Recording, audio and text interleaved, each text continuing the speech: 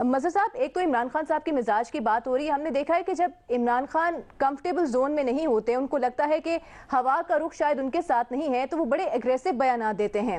تو آپ کو لگتا ہے کہ آج کی اس پیش رفت کے بعد، جیسے بھٹی صاحب کہہ رہے تھے کہ عدالتی دھکے کھائے، عدالتی چکر لگائے، تو شاید اب ان کو تھوڑی بہت سمجھ آ گئی ہوگی، آئندہ وہ ایسا نہیں کریں گے. نیازی صاحب بھی اس بات کا مارجن دے رہے ہیں. آپ کو لگتا ہے کہ عمران خان صاحب آئندہ گریز کریں گے اس قسم کے بیانات سے؟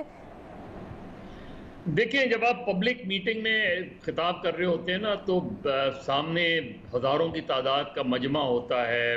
بعض اوقات ہوتا ہے یہ، میں عمران خان صاحب ہوں، کوئی اور لیڈر ہو، اس کو یہ جو ہے دیتا ہوں مارجن. نیازی صاحب کو پتہ ہوگا، ذوالفقار علی بھٹو جلسوں میں بہت سی باتیں کر جاتے تھے، بعد میں اس کو ریگریٹ بھی کرتے تھے. یہ چیزیں ہوتی ہیں، لیکن اب جب کہ کورٹ نے وارن کر دیا ان کو، ایک طریقے سے وارننگ ہی ہے، کورٹ نے جا کے آپ کو اپولوجائز کرنا پڑا. میرے خیال میں تو جلسے کے فوراً بعد بھی وہ اپولوجائز اگر کر لیتے، ریئلائز کر لیتے، اپولوجائز کیا ریئلائز کر لیتے، تو میرا خیال ہے معاملہ یہاں تک آتا ہی نہیں، اور ہونا بھی یہی چاہیے. ظاہر ہے تو مظہر صاحب، اگر صرف یہ جوش خطابت تک ہی یہ معاملہ ہوتا تو پھر تو وہ واقعی فوراً اپولوجائز کر لیتے. میں وہی بات کہہ رہا ہوں، جسٹیفائی کرنے کی کوشش کی نا بعد میں.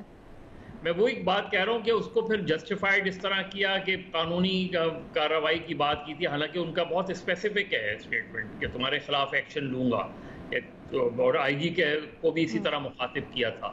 لیکن اگین جس طرح شہزاد بھی کہہ رہے تھے کہ کورٹ کی اپنی ثوابدید ہوتی ہے، ججز کا اپنا رویہ بھی ہوتا ہے، ججز کا اپنا کنڈکٹ. انہوں نے دیکھا، اس کا نوٹس لیا.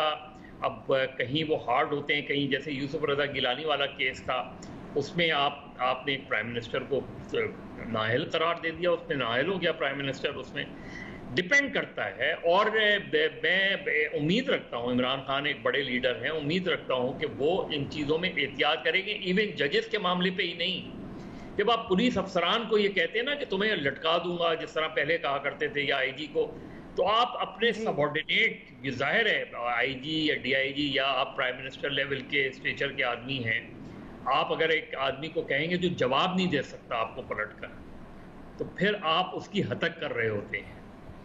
اور جو آئی جیز کے کیس میں جو ہوا، اس میں یہی ہوا تھا کہ آپ، اور اس سے پہلے اگر آپ کو یاد ہو کہ لاہور یا کہاں فیصل آباد وغیرہ کے جلسے میں ایک مرتبہ انہوں نے یہ کہا تھا ایک اس کے پولیس افسران کے خلاف.